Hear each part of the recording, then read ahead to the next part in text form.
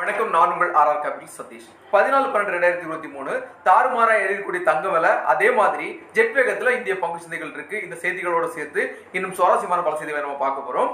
நேற்றைக்கு அமெரிக்கால fed monetary பாலிசில வட்டி உயர்வு இல்லைன்னு அறிவிச்சாங்க. இப்போ வந்திருக்கக்கூடிய 3.3% இன்ஃபிளேஷன்ல இருந்து அடுத்த வருஷம் குறைஞ்சிச்சுன்னா அடுத்த வருஷத்துல 3 முறை வட்டி குறைப்பு இருக்கும்னு சொல்லி ஒரு அதிரடியான பதில கொடுத்ததனுடைய எதிரொலியா அமெரிக்க பாண்ட் மார்க்கெட்ல இருந்த பணம் மொத்தமா வெளியேறி அமெரிக்க பங்கு சந்தைகளிலும் ஆசிய பங்கு சந்தைகளும் இந்திய பங்கு சந்தைகளும் அதோடு சேர்த்து கோல்டு சில்வர்லயும் அதிகமா இன்வெஸ்ட் ஆயிருக்கு. அமெரிக்க பங்கு சந்தைகள் நேற்று 1.5% ஏற்றத்துல இருந்துச்சு. இன்றைக்கு தொடங்கி இந்திய பங்கு சந்தைகள் காலையில கேப் அப்ல இருந்துச்சு. ஏறத்தாழ 300 புள்ளிகளுக்கு மேல ஏறி இருந்துச்சு. அதே மாதிரி சென்செக்ஸ் 1000 புள்ளிகளுக்கு மேல ஏற்றத்துல இருந்துச்சு. ஐடி செக்டாரும் 1000 புள்ளிகளுக்கு மேல ஏற்றத்துல இருந்துச்சு. 256 புள்ளிகள் ஏற்றத்துல 21182 நிப்டி க்ளோஸ் ஆயிருக்கு. 923 புள்ளிகள் ஏற்றத்துல 70513ல சென்செக்ஸ் க்ளோஸ் ஆயிருக்கு. 640 புள்ளிகள் ஏற்றத்துல 40732 பேங்க் இண்டெக்ஸ் க்ளோஸ் ஆயிருக்கு. 1156 புள்ளிகளுக்கு மேல ஐடி செக்டர் இன்றைக்கு ஏறி இருந்துச்சு. 34223ல க்ளோஸ் ஆயிருக்கு. இன்றைக்கு அதிகப்படியான ஏற்றம் ஐடி செக்டர்ல தான் இருந்துச்சு. என்டையர் ஐடி ஸ்டாக்ஸ்மே பாசிட்டிவா இருந்துச்சு. அதிலும் இப்போ சொன்னா லார்ஜ் கேப் ஐடி ஸ்டாக்ஸ் எல்லாம் ரொம்பவே பெரிய ஏற்றத்துல தான் இருந்துச்சுன்னு சொல்லணும். இன்னைக்கு 2% மேல வால்ட் இண்டெக்ஸ் பாசிட்டிவா 12.32ல க்ளோஸ் ஆயிருக்கு. டாலருக்கு எதிராக இந்தியன் ரூபி ரெக்கார்ட் லோல இருந்து 7 காசுகள் ரெக்கவர் ஆயிருக்கு. 83 ரூபாய் இன்று க்ளோஸ் ஆயிருக்கு. நிப்டி 50ல இன்றைக்கு 36 நிறுவனங்கள் ஏற்றத்திலையும் 4 நிறுவனங்கள் இறக்கத்திலையும் முடிவடைஞ்சிருக்கு. இந்திய பங்கு சந்தைகள் இன்றைக்கு Onward Tech, housing urban development corporation, IRFC, ஆரம் ப்ராடக்ட் உட்பட பல நிறுவனங்கள் 10ல இருந்து 20% மேல ஏற்றத்துல இருந்தாங்க. பெஞ்ச்மார்க் இண்டெக்ஸ் ஆன நிப்டி 50ல ஐடி நிறுவனங்கள் தான் டாப் கெய்னர்ஸா இருந்தாங்க. Tech Mahindra, LTM Mindtree, Infosys, Wipro, Excel tech இவங்க தான் டாப் கெய்னரா இருக்காங்க. டாப் லூசரை பொறுத்தவரை power grid corporation, HDFC life, Nestle, Cipla இருந்தாங்க. அனுசுவல் பாசிட்டிவ் வால்யூம் இன்றைக்கு முழுக்க ஐடி செக்டார்ல இருக்கக்கூடிய நிறுவனங்கள்ல இருக்குது. டெக் மஹிந்திரா, இன்ஃபோசிஸ், விப்ரோ, எல்டிஎம் மைட்ரி இந்த நிறுவனங்கள் எல்லாம் அதிகப்படியான அனுசுவல் பாசிட்டிவ் வால்யூம்ல இருக்குது. ஒரு ஷேருக்கு 6 ரூபாய். இரண்டாவது இன்டரிம் டிவிடெண்டா கின்சிங் அனௌன்ஸ் பண்ணிருக்காங்க. அதனுடைய ரெக்கார்ட் டேட் இன்றைக்கு. அந்த ஷேர் ஹோல்ட் பண்றவங்க உங்களுடைய போர்ட்போலியோலையும் அதே மாதிரி உங்க பேங்க் அக்கவுண்டையும் செக் பண்ணிக்கோங்க. திரும்பவும் எஃப்ஐகள் இந்திய பங்கு சந்தைகளை கொஞ்சம் கொஞ்சமா வாங்கிட்டு இருக்காங்க. தொடர்ச்சியா 2-3 நாட்களாக வாங்கிட்டு இருக்காங்க. இன்றைக்கும் ஏறத்தாழ 3570.35 கோடி அளவுக்கு நெட் பர்ச்சேஸ் பண்ணிருக்காங்க. டொமஸ்டிக் இன்ஸ்டிடியூஷனல் இன்வெஸ்டர்ஸும் 553.17 கோடி அளவுக்கு பர்ச்சேஸ் பண்ணிருக்காங்க. இன்டர்நேஷனல் மார்க்கெட்ல தங்கத்தை பொறுத்தவரை தாறுமாற ஏற்றமா இருக்குது. ஏறத்தாழ 2.5% மேல ஏற்றமா இருக்குது. $2049 ட்ரேட் ஆயிட்டு இருக்கு. இந்தியாவிலும் அதன் எதிரொலிப்பு இருக்குது. இன்றைக்கு 1 கிராம் 120 ரூபாய்க்கு மேல ஏறி இருக்கு. சில்வரை பொறுத்தவரை ஏறத்தாழ 7% மேல ஏறி இருக்காங்க.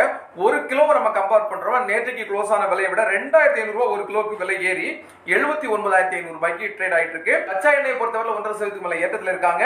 WTI ஒரு பீப்பாய்க்கு $70.64 பிரெண்ட் குரூட் ஆயில் ஒரு பீப்பாய்க்கு $75.54 ட்ரேட் ஆயிட்டு இருக்கு. பொதுவாகவே தங்கம் எப்பவுமே விலை குறையும் போது வாங்குங்க அப்படின்னு உங்களுக்கு அட்வைஸ் பண்ணுவாங்க. தங்கம் எப்பவுமே வாங்க வேண்டிய ஒரு பொருள் தான். விலை குறையும் போது வாங்குங்க. கட்டாயம் உங்களால 50-100 ரூபாய்க்கு கூட வாங்க முடியும். எக்ஸ்சேஞ்ச் ட்ரேடர் ஃபண்ட்ல 52 ரூபாய் 54 ரூபாய்க்கு கோல்டு நீங்க வாங்க முடியும். அதே மாதிரி உங்களுக்கு டிஜிட்டல் கோல்டு வாங்கணும்னா வெறும் 100 ரூபாயில இருந்து கூட நீங்க வாங்கணும்.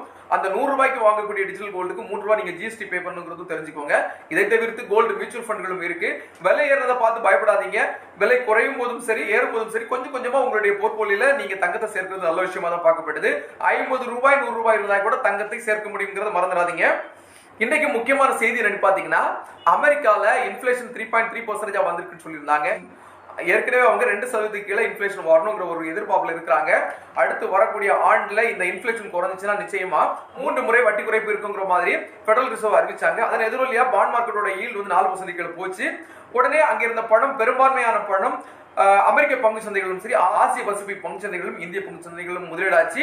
தங்கத்திலும் அதிகமா முதலீடாயிருக்கு. இதன் எதிரொலி தான் இந்த ஏற்றம். சோ ஜெட் வேகத்துல தான் இந்திய பங்கு சந்தைகள் இருக்குன்னு சொல்லணும். தங்கமும் தகதகன்னு விலையேறிட்டு இருக்கு. அடுத்த செய்தி பாத்தீங்கன்னா, ஒரு நாட்டில் இருக்கக்கூடிய மக்கள் நல்ல வேலையோ அல்லது தொழிலோ அது மூலமா அவங்களுக்கு வரக்கூடிய வருமானம் மூலமா அவங்களுடைய அடிப்படை தேவைகளை நிவர்த்தி பண்ணிக்கிட்டு அதன் மூலமா அவங்களால நல்ல மிச்ச பணத்தை சேமிக்க முடிஞ்சிச்சுன்னா அந்த நாட்டில் வாழ்ற மக்கள் சந்தோஷமா வாழ்றாங்கிறது நமக்கு அர்த்தம்.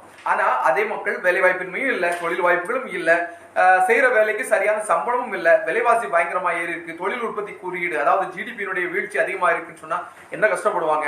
சோ நம்மளை ஏறத்தாழ 150 வருஷமா ஆண்டுகிட்டு இருந்த பிரிட்டன்ல தான் இப்போ இந்த நிலைமை. அந்த நாட்டோட ஜிடிபி செப்டம்பர் மாசத்தை கம்பேர் பண்ணும்போது அக்டோபர் மாசம் நெகட்டிவ்க்கு போயிடுச்சு.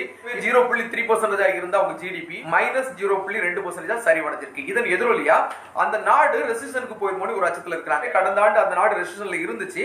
அதுக்கு பிறகு 2-3 பிரதமர்கள் மாறி இருந்தாங்க. போட்டிக்கு பிறகு திரு ரிஷி சுனக் பிரதமர் ஆனாரு. அவருடைய இந்த ஆட்சி காலத்துல இது கட்டுப்பாட்டுக்குள்ள வரும் அப்படிங்கிற ஒரு எதிர்பார்ப்பு மக்கள்கிட்ட இருந்துச்சு. ஆனால் நேற்றுக்கு அந்த நாட்டோட சென்ட்ரல் பேங்கான பேங்க் ஆஃப் இங்கிலாந்து 15 வருஷத்துல, அதாவது 2007க்கு பிறகு மிக அதிகமான வட்டி விகிதத்துல இருக்கிறாங்க. 5.2% இருக்கிறாங்க. இந்த வட்டி விகிதத்தை இப்போதைக்கு குறைக்கிறதுக்கு வாய்ப்புன்னு சொல்லியிருக்காங்க. ஏன்னா நாட்டோட long term inflation average rate பார்த்தீங்கன்னா 2.82% இருக்கு. அந்த இன்ஃபிளேஷனை பிரேக் பண்ணி குறைஞ்சா மட்டும்தான் அங்க வட்டியை குறைக்கிறதுக்கு வாய்ப்பு இருக்குன்னு சொன்னாங்க. 2022ல அக்டோபர் மாசத்துல ஏறத்தாழ 11% அங்க இன்ஃபிளேஷன் இருந்துச்சு. கடந்த 41 வருஷங்கள்ல இல்லாத இன்ஃபிளேஷன் சொல்லி நமக்கு தெரியும். செப்டம்பர்ல இருந்ததை விட அக்டோபர்ல ஏறத்தாழ 4.6% அவங்களுடைய இன்ஃபிளேஷன் குறைஞ்சிருக்கு. செப்டம்பர்ல 6.7% இருந்தாலும் அக்டோபர்ல 4.6% குறைஞ்சிருக்கு. இருந்தாலும் அவங்களால ஏற்கனவே இருக்கக்கூடிய விலைவாசியை கட்டுப்படுத்த முடியல. அதனால திரு ரிஷி சுனக்கு எதிராக அந்த நாட்டு மக்கள் வந்து போர்க்கொடி தூக்க தொடங்கி இருக்கிறாங்க. இது பார்த்தீங்கன்னா தங்கம் வெள்ளி விலை ரொம்ப அதிகமா இருக்குன்னு சொன்னோம். இந்த தங்கம் வெள்ளியினுடைய விலை இனி வரும் காலங்களில் சற்று அதிகமா இருக்கிறதுக்கு தான் வாய்ப்புகள் அதிகமா இருக்கு. அதனால நீண்ட கால அடிப்படையில் உங்களுக்கு தங்கமோ அல்லது வெள்ளியோ பிசிக்கலா வேணும்னா பிசிக்கலா வாங்க. அதர்வைஸ் வந்து நீங்க டிஜிட்டலா வாங்க முயற்சி செய்யுங்க. ETF வாங்கலாம், கோல்டு மியூச்சுவல் ஃபண்ட்ல வாங்கலாம். அதே மாதிரி பாத்தீங்கன்னா டிஜிட்டல் கோல்ட்லயும் வாங்கலாம். அதனால இந்த மாதிரிப்பட்ட இன்ஸ்ட்ருமெண்டா உங்களுக்கு விருப்பம் இருந்தா உங்க சொந்த முடிவுல நீங்க முடிவெடுத்து முதலீடு பண்ண பாருங்க. State bank of India, German develop bank KfW இணைஞ்சி சோலார் பிரைவேட் ப்ராஜெக்ட்கான ஒரு 70 மில்லியன் யூரோ அக்ரிமெண்ட் வந்து கையெழுத்திட்டு இருக்காங்க. இதன் மூலம் இந்த சோலார் ப்ராஜெக்ட்ல அவங்களுடைய பங்களிப்பு அதிகமா இருக்குங்கிறது நம்பப்படுது. இந்துஸ்தான் யூனிலிவர் நிறுவனத்துக்கு 54.31 கோடி அளவுக்கான GST கலெக்ஷனுடைய நிலுவை, அதாவது டாக்ஸ் டிமாண்ட் நோட்டீஸ் வந்திருக்கதா ஒரு தகவல் வந்திருக்கு. இண்டிகோ நிறுவனம் உலக அளவில் இருக்கக்கூடிய ஏர்லைன்ஸ்ல 6வது இடத்தை மார்க்கெட் கேபிடலேஷன் அடிப்படையில் பெற்றிருக்கதா ஒரு நல்ல செய்தி கொடுத்திருக்காங்க. ரீசெண்டா IPO வந்து IRED நிறுவனம் தொடர்ச்சியா டெய்லி ரெக்கார்ட் ஹைல தான் இருக்காங்க. டெய்லி 10% அல்லது 20% ஏற்றத்தில் இருக்காங்க. இன்னைக்கு 10% ஏற்றத்தில் இருக்காங்க. டாடா டெக்னாலஜிஸ் நிறுவனம் முதல் இன்னோவேஷன் சென்டரை தமிழ்நாட்டில் கோயம்புத்தூர்ல இன்னைக்கு திறந்திருக்காங்க. டெவலப்பிங் சாஃப்ட்வேர் டிஃபைன்ட் வெஹிக்கிள்ஸ், அதே மாதிரி மொபைலிட்டி சொல்யூஷனுக்காக சென்டர் அவங்க பயன்படுத்துறதா இன்னைக்கு ஒரு அறிவிப்பு கொடுத்திருக்காங்க. நிப்டி 50ல இருக்கக்கூடிய நிறுவனங்கள் ஒவ்வொரு 6 மாசத்துக்கு இடையில எக்ஸ்சேஞ்சினுடைய பாராமீட்டருக்கு உட்பட்டு மார்க்கெட் கேபிடலேஷன் அடிப்படையில் ரீபேலன்ஸ் ஆகும். அதன் அடிப்படையில் UPL நிறுவனம் நிப்டி 50ல வெளியேறதுக்கு அதிகப்படியான வாய்ப்பு இருக்கு. ஸ்ரீராம் பைனான்ஸ் நிறுவனம் அந்த 50வது இடத்துக்குள்ளால வர்றதுக்கான வாய்ப்புகள் அதிகமா இருக்கு. நிறுவனம் RSA நிறுவனத்தோட கிளவுட் மைக்ரேஷனுக்கான ஒரு அக்ரிமெண்ட் போட்டிருக்காங்க. டெக் மஹேந்திரா நிறுவனம் கிரவுட் சோர்சிங் பிளாட்ஃபார்மை இன்னைக்கு லான்ச் பண்ணிருக்காங்க. கிக் ஒர்க்கர்ஸ்க்கும் மைக்ரோ ஜாப் செய்யறவங்களுக்காகவும் அந்த ரிலேட்டட் சொல்யூஷனுக்காகவும் இந்த பிளாட்ஃபார்மை அவங்க பயன்படுத்துறதா சொல்லியிருக்காங்க. இன்றைய பங்கு சந்தை சார்ந்த செய்திகள் மற்றும் தகவல்களை உங்களுக்கு தெரிவிச்சிருக்கேன். இந்த செய்திகளும் தகவல்களும் உங்களுக்கு பயன்படும் நினைக்கிறேன். எப்பவுமே சொல்ற மாதிரி தான், பங்கு சந்தை மியூச்சுவல் ஃபண்ட் ETF டிஜிட்டல் கோல்ட்ல வெறும் 100 ரூபாயிலிருந்து கூட முதலீடு செய்ய முடியும். நாம எப்பவுமே டிஜிட்டல் கோல்டெல்லாம் நம்ம 100 ரூபாய் சொல்றோம், அதே மாதிரி ETF எல்லாம் 100 ரூபாய் சொல்றோம்னா இன்னைக்கு அதிகப்படியான தங்கம் விலை இருந்தோட நமக்கெல்லாம் தோணும் தங்கம் வாங்க முடியாதுன்னு சொல்லிட்டு. அப்படியெல்லாம் கிடையவே கிடையாது. சாமானிய மக்கள் நினைச்சாலும் தங்கம் நிச்சயமாக வாங்க முடியும். 50 ரூபாய் 55 ரூபாய்க்கு கோல்டு பீஸ், அதாவது எக்ஸ்சேஞ்ச் ட்ரேடர் ஃபண்ட்ஸ் இருக்கு, அது உங்களால வாங்க முடியும். 100 ரூபாய்க்கு டிஜிட்டல் கோல்டு வாங்க முடியும். இந்த மாதிரி ஏகப்பட்ட இன்ஸ்ட்ருமெண்ட்ஸ் இருக்கு. அதனாலதான் நாம ஒவ்வொரு செய்தியிலுமே நம்ம இந்த விஷயத்தை திரும்ப சொல்லிட்டு இருக்கோம். இந்த மாதிரி முதலீடுகள் இருக்குங்கிறது எல்லா மக்களுக்கும் போய் சேர்ந்த நோக்கத்துல தான் இந்த செய்தி தொகுப்பு உருவாக்கப்பட்டிருக்கு. உங்களுக்கு இந்த செய்தி தொகுப்பு பிடிச்சிருந்தா லைக் பண்ணுங்க, கமெண்ட் பண்ணுங்க, சப்ஸ்கிரைப் பண்ணுங்க, ஷேர் பண்ணுங்க. இது முழுக்க எஜுகேஷனல் பர்பஸ் தான். உங்களுடைய பங்கு சந்தை சார்ந்த முதலீடுகளை நீங்க எடுக்கிறதுக்கு முன்னால உங்களோட முதலீடு ரிஸ்க் என்னங்கிறத உணர்ந்து அதற்கேற்றபடி முதலீடு செய்யுங்க. உங்களுடைய எண்ணங்களும் நோக்கங்களும் சரியா இருந்துச்சுன்னா அந்த எண்ணங்களால உங்களுக்கு வெற்றி தானே கிடைக்குமே தவிர தோல்வி கிடைக்காது. உங்களுடைய எண்ணங்களையும் நோக்கங்களையும் ஏற்றுக்கொள்ள முடியாம இருக்கிறவங்களுக்கு தான் அது பெரிய இழப்பா இருக்கும். நன்றி.